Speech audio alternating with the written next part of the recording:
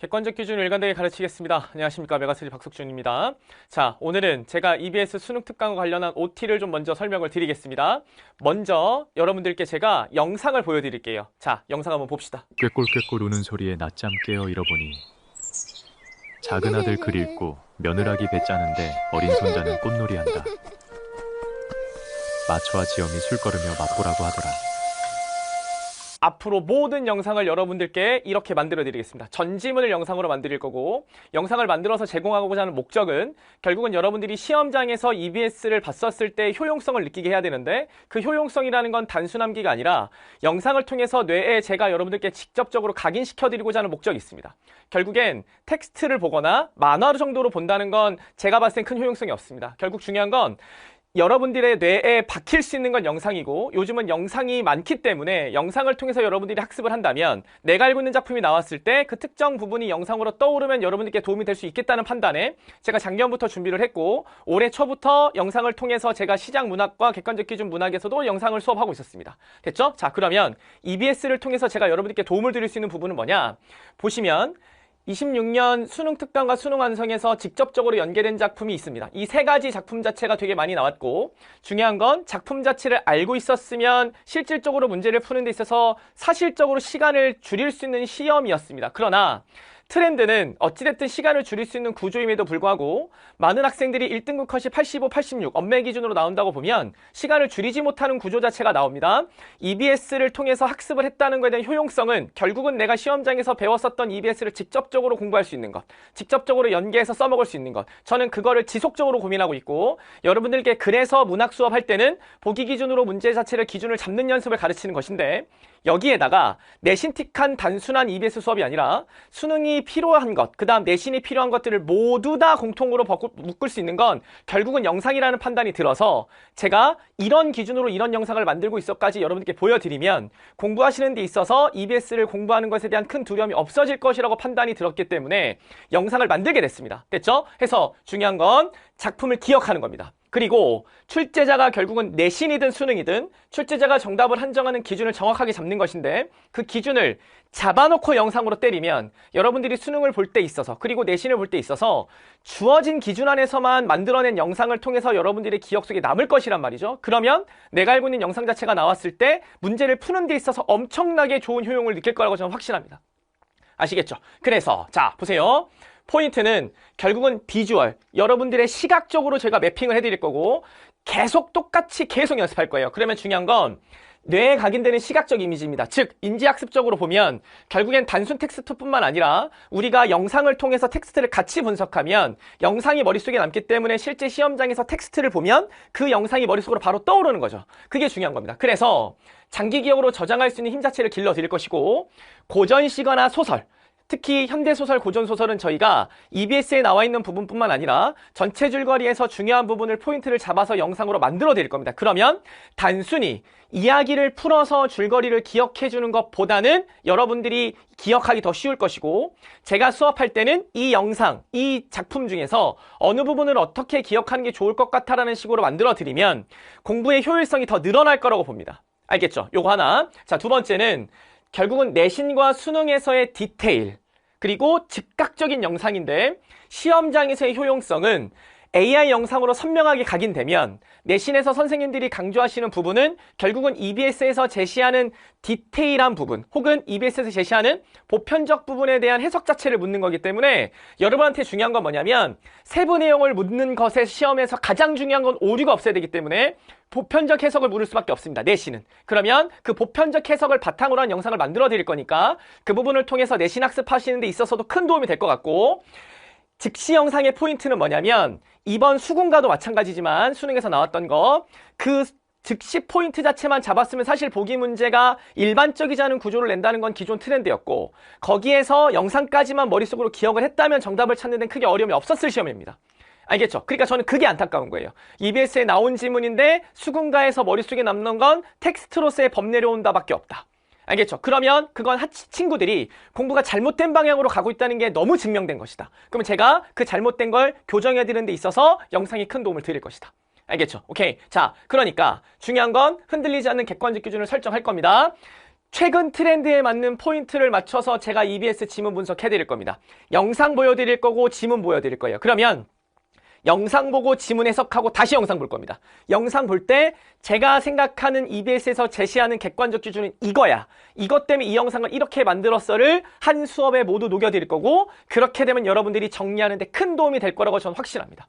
됐죠? 자, 그 다음 해석 기준을 채워하는 걸 연습시켜 줄 거고요.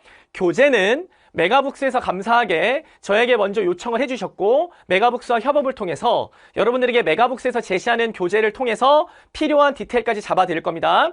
초반에는 1, 2월은 메가북스에서 교재가 발간되기 전이기 때문에 제가 초반에는 EBS에 제시한 문제를 바탕으로 만드는 지문 분석을 해드린 거 위주로 갈 거고요.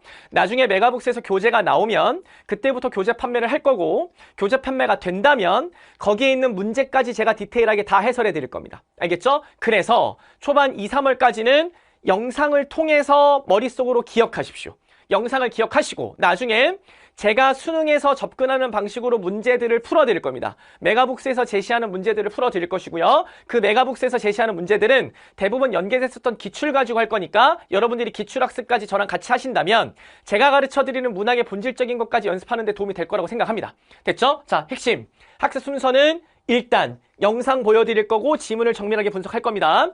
그리고 난 다음에 해석의 기준을 채화할 건데, 이 채화는 EBS 문제를 바탕으로 제가 직접적인 언급을 해드릴 수 없겠습니다만 EBS에서 제시하는 기준대로 연습시킬 겁니다. 알겠죠? 그리고 실전 적용은 EBS 책을 메가북스에서 만들 거고, 그 메가북스에서 나온 책들을 가지고 제가 실전 적용 연습할 거예요. 알겠죠? 그리고 난 다음에는 여러분들이 마지막으로 영상 한 번 더 보면서 영상으로 기억해주는 구조를 가면 공부하는 데 완벽하게 도움이 될 거라고 저는 확신합니다. 알겠죠? 자, 포인트는 결국은 영상이에요. 자, 얘가 EBS에 제가 1강에서 보여드릴 영상입니다. 가장 실사화를 통해서 여러분들이 직접적으로 배울 수 있는 걸로 만들어 드릴 거예요. 알겠죠? 자, 영상 한번 보시겠습니다. 비 맞고 김을 매며 밭이랑에 엎드리니 검고 추악한 몰골이 어찌 사람의 모양인가. 왕송공자들이여 우리를 업신여기지 마소. 그대들의 부기호사 우리들로부터 나온단다. 시퍼런 세 곡식 아직도 채밭에 있는데 현의 서리들은 벌써 조세를 징수하는구나. 힘껏 일한 부자나라 우리들에게 달렸는데 어찌 이다지도 빼앗으며 삶마저 벗겨가는가. 잘 보셨죠? 자, 농민이 가지고 있는 아픔을 실질적으로 구현하는 데서 힘을 썼고, 농민은 제가 수업할 때 가르쳐드리는 소시민의 역할입니다. 그 다음 가렴주구라는 개념 자체는 지배층이 농민들, 소시민들을 착취하는 구조고, 이건 제가 고전시가에서 매번 강조하는 내용이에요. 알겠죠? 요렇게 다 구현시켜 드릴 겁니다. 그 다음 소설을 궁금해하실 것 같은데, 소설은 요렇게 만들 거예요. 여러분들이 소설 내용 자체가 기억에 남을 수 있도록 만들어 드릴 겁니다. 보시겠습니다.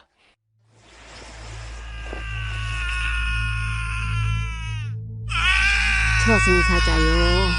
틀림없이 우리 흥남이 데려갈 저승사자요.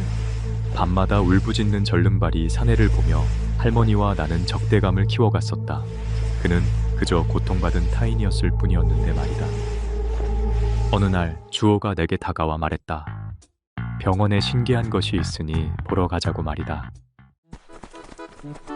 우리는 곧장 병원으로 달려갔다.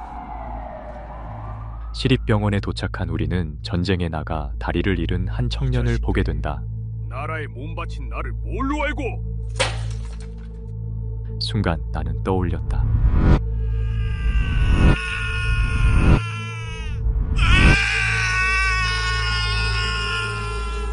나는 그가 저승사자임을 곧바로 알아챘지만 내 친구 주호는 상위군인이라고 했다. 어린 나의 눈으로는 그는 분명히 매일 밤 우리 삼촌의 생명을 뺏어가려 어슬렁거리던 저승사자였다. 여느 날과 같이 통행금지가 있던 밤 울부짖음이 들려왔다.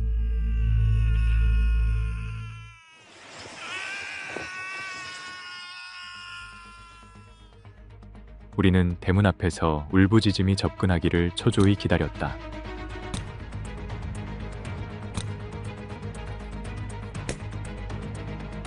차라리 날 데리고 가거라. 우리 병건이 대신 차라리 인들근이를 데리고 가란 말이오.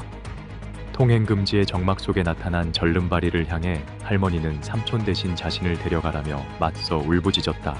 나 역시 그 적대감에 동조해 할머니를 데려가라고 소리쳤지만 정작 상대는 병권이가 누구인지도 모르는 그저 신체적 손상을 입은 청년이었다. 할머니는 저승사자와의 대화 중 쓰러지게 되고 이후 신앙원한 알타가 며칠 후 숨을 거두셨다.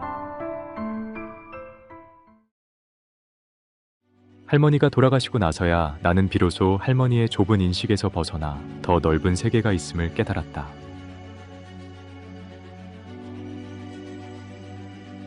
하지만 정작 살아 돌아온 삼촌은 그토록 저승사자라며 밀어냈던 절름발이의 모습으로 나타났다. 나는 삼촌이 저승사자가 아닌지 몇 번이고 확인했어야 했다. 증오하던 대상과 가족의 모습이 겹쳐 보이는 것을 어린 나는 받아들이기가 쉽지 않았다. 다 보셨죠? 자, 소설도 마찬가지입니다. 나레이션 들어갈 거고요. 나레이션을 통해서 여러분들이 기억해야 될 내용 자체를 명확하게 담아놨고 이 명확한 내용을 통해서 글의 전체적인 주제 자체가 머릿속에 잡힐 수 있도록 도움드리겠습니다. 그리고 말씀드렸죠? 필요한 부분, 전체 줄거리 중에 혹은 중요한 부분까지 제가 영상으로 다 만들어 넣어드릴 거니까 퀄리티 걱정하지 마시고 업로드 일정 걱정하지 마시고 쭉쭉쭉 빼겠습니다. 누구보다 빠르게 개강하는 이유는 여러분들이 EBS를 공부하는 데 있어서 많이 혼란스러워합니다. 제가 그 혼란을 제거해 드릴 겁니다. 아시겠죠? EBS를 공부하는 것뿐만 아니라 결국은 문학을 접근하는 본질적 훈련까지 지키셔야 돼요.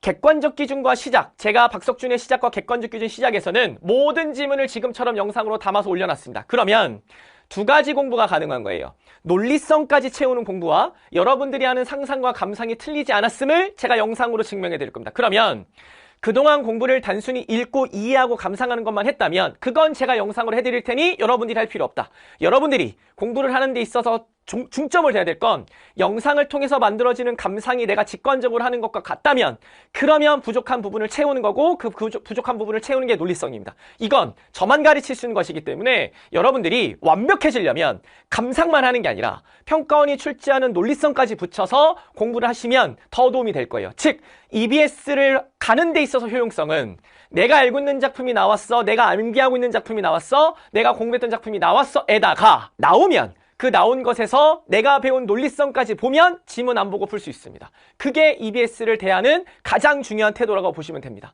알겠죠? 그래서 추천, 결국은 바로 떠올라야 됩니다. 효용성이 있어야 되고요. 두 번째는 내신과 수능에서 감이 아니라 직관적으로 바로 풀 수 있고 논리성까지 배워서 여러분들이 시간을 단축할 수 있는 힘, 그 힘을 만들어내는 거에 있어서 가장 중요한 건 결국 근원적 학습입니다.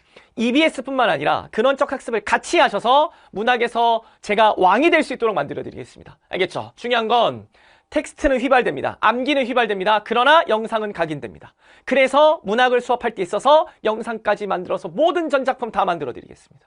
알겠죠? 자, 그 다음 AI 영상으로 선점한 이미지는 시험장에서 여러분들에게 무기가 될 것이고 시험장에서 내가 봤었던 작품이 나오면 웃으면서 1교시 수능 국어를 해결할 수 있게 긴장감 풀어드리겠습니다. 알겠죠? 중요한 겁니다. 자, 다시 EBS의 효용성은 단순히 선생님들이 풀어주는 이미지와 단순히 풀어주는 스토리텔링으로 해결되지 않습니다. 영상으로 해결하십시오. 제가 EBS 공부뿐만 아니라 국어 공부의 모든 패러다임을 다 바꿔드리겠습니다. 알겠죠? 힘내시고 공부하십시오. 걱정 마시고요. 흔들리지 않는 객관적 기준을 만들어 드리겠습니다. 알겠죠? 오케이.